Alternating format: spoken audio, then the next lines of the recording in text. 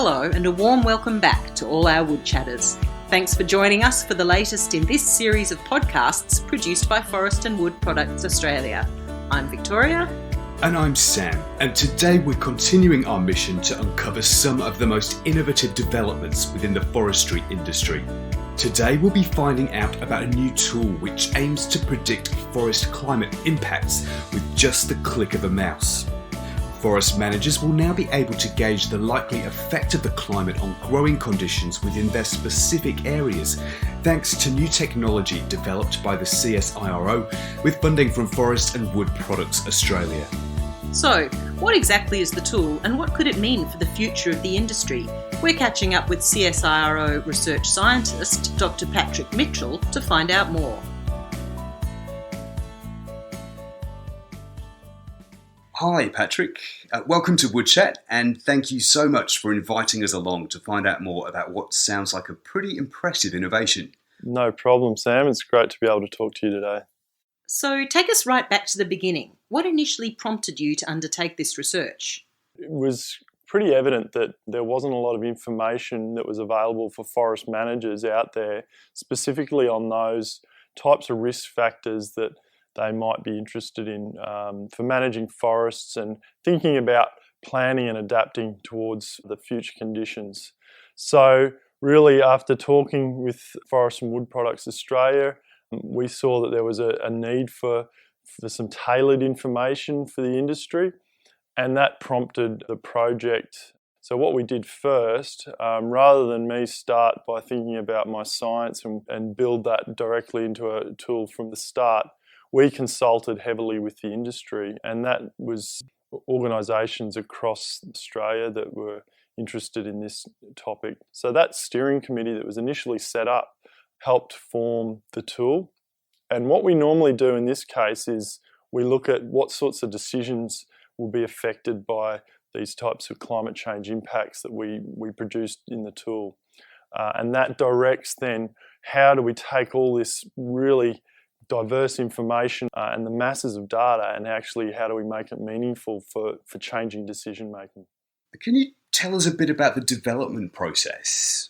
Where do you start when taking on a challenge like this? Yeah, it's definitely an iterative process. So, and as I mentioned, that starts with, I guess, if you like, thinking about where the science and the tool that you're going to develop, where it's going to actually make the difference in the management of forests. So that obviously looks at what are the types of decisions that are being made around that in that context. And these are decisions that are often around longer term planning about where forestry estates will be put or managed into the future. But then there's also some of the shorter term management and site preparation and those sorts of considerations. So yeah, we start at those decisions, and then we look at what's the climate information that can inform those decisions, and how can we then start looking at the data, the latest science in climate change projections, and take that through to a communication and a support tool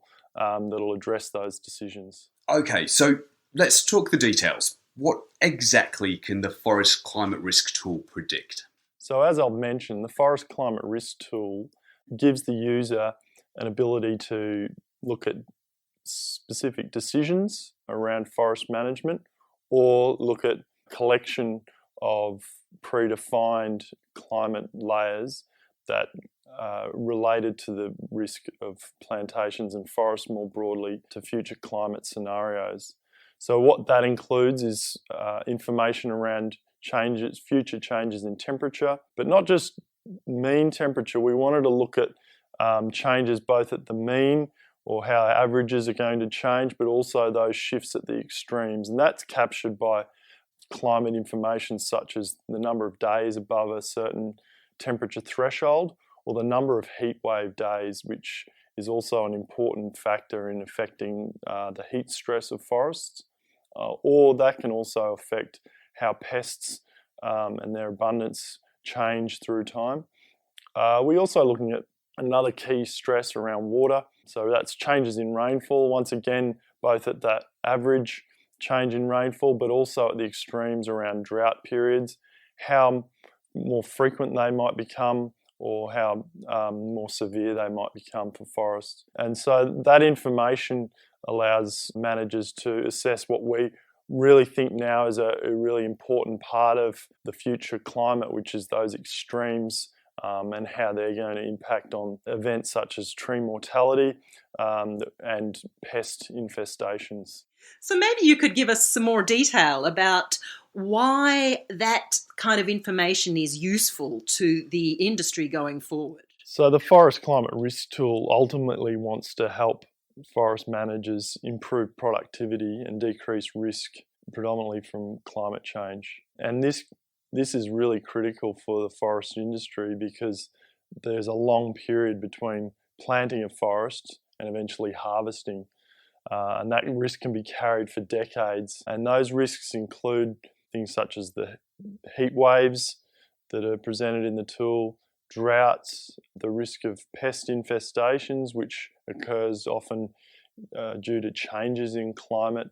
So the tool really helps the industry to get a better handle on those risks, improve their climate literacy, and by that I mean just trying to understand better how climate change scenarios can inform their risk management. So we hope that this tool kind of puts all that information in a format that they can readily utilize and digest, and it helps their future planning. So talk us through the actual process of using the tool. Like, is it complex, or could a hopeless technophobe such as myself even manage to figure it out? So the tool is designed so that anyone accessing this, even with relatively limited ability to both understand that climate information and navigate, say, mapping tools and things like that, could readily access the information. The tool includes user videos that give a brief overview on how to use the tool, and that can be a handy way to become familiar with the tool. But overall, it's a reasonably easy to use tool and gives the options of displaying the information in a text or a graphical sense, and also the users can actually download the data that they're viewing, which can be really important if that data is going to be used for reporting or something similar to that. I've been online and given it a go. I looked at the most likely scenario for South Australia's Mount Gambier area in 2050 compared to the previous 30 years, and the results were fascinating. The tool predicted a 2-degree increase in average annual temperature, so 16 degrees in 2050 versus 14 degrees today. So quite the increase. Yeah. It also predicted 4 more high fire danger days per year, 31 in 2050 versus only 27 a year today. Wow, okay. And 5 more days over 35 degrees per year, so 12 days over 35 degrees in 2050 versus only 7 a year now. Okay, so what does all that mean in terms of how it's going to impact log growth? Well, combining this information with further modelling outside of the Forest Climate Risk Tool, we can predict a reduction of between 5 and 15% in total volume at harvest in 2050, when compared with the results we'd expect if the current climate remained unchanged. When you hear the stats listed out like that, it all sounds pretty frightening. And it suddenly becomes evident how important having access to this kind of predictive technology could be for enabling smart planning in the future. It sounds like you still will be able to grow trees in Mount Gambier in 2050. Unfortunately, the same thing can't be said for every part of Australia. So I was wondering, what were the next steps? After all, it's one thing to know that there are future risks, but it's another thing to decide what you need to do to mitigate them. Well, I had a chat with Dr. Michael Batalia, who's Research Director, Agriculture and Global Change at the CSIRO, and he spoke in a bit more depth about the decisions being made by growers today and how these models might impact those decisions. So what we're trying to do here is actually create sort of a view of the future and the risks that they're going to be that are different than the present. Our forest managers, our workers in the forests know how to deal with the current situations and are used to doing that. But of course, we know that the climate's changing and that the future is going to be different, and that the past may not be a good indicator of future risks or future profitability. So what tools like this allow us to do are recast the future and think about it differently. The sorts of things that might influence a decision maker are, is the germplasm I've got, is the land I've got suitable for the future? Because you're making a decision now that might be locked in for 20 or 30 years. And things like recurrent droughts, fire frequency, all act as a discount back against our expected yield, in addition to the way that rainfall or temperature change might change the underlying productivity of forests. We've also got other decisions we're making in the forest. Building roads, building infrastructure are all based in the end upon expectation around the return frequency for low frequency events, high rainfall events, high wind events, that we make a decision around, we build for a return period of 50 years or 100 years. But we again need to be understanding whether that historical baseline is indicative of what the future might look like. And then we're also designing work situations and equipment with mind to how our people in the forests are safe and how they're going to function. And so those decisions around, are extreme weather events, really high temperature events, going to affect worker safety or operations? And what does that mean for the sorts of machinery we have, the alert systems we have as well? So you're right, the challenge here is to go from just lots of information to how does that influence decisions. But the first thing is to have this directional information around how things are changing. Interesting stuff there from Mike. So back to the higher temperatures specifically, and it sounds as though that means higher fire risk and also increased heat stress on trees, which in turn means lower productivity.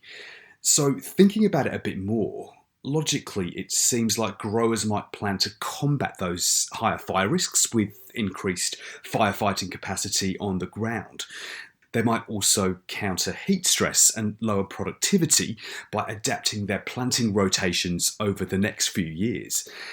But some growers might even use the models to identify alternative regions to plant in, so those predicted to offer better growing conditions in the future. It really does open up the possibilities for smart planning. And now back to Patrick. So yeah, the tool originally was aimed at being a proof of concept on how you might start presenting this information. So the tool currently gives the climate information and those climate variables. The next step would be to use that information to model changes in productivity and growth. And we've got a lot of capability here at the CSIRO to model that with our forest growth models. That information can then get a finer scale picture on how the forest stands and their productivity and risk might change into the future. So all of that information is only telling us about the impacts, and really what's key here is how do you respond and adapt. So we've got quite a lot of experience in understanding adaptation and adaptation responses, whether they be small incremental changes or more transformative. So we would hope to embed in a future version of the tool both that information around future productivity, but then what are some of the options and scenarios that could be applied to then adapt to those conditions to maximise that productivity under those scenarios.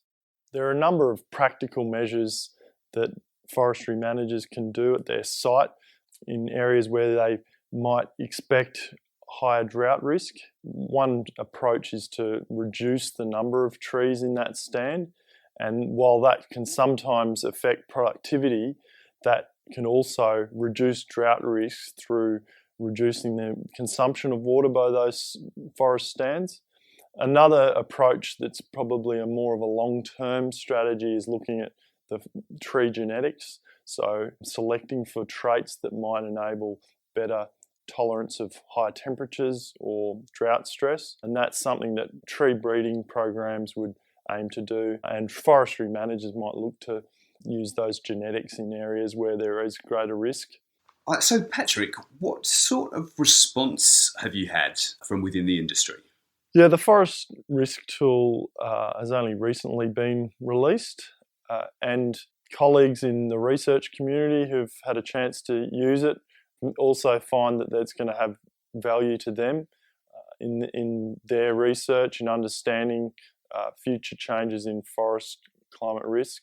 There's also some interest in other primary industries, agricultural sectors that are looking to around how they might plan for climate change. And given there's only limited tools of this kind, this type of format and type of tool might be of relevance to them if we can modify it and make it more appropriate for their decision-making needs. Okay, so the big question, how much does it cost? Because from the value that it could add, it sounds like it could end up being quite expensive.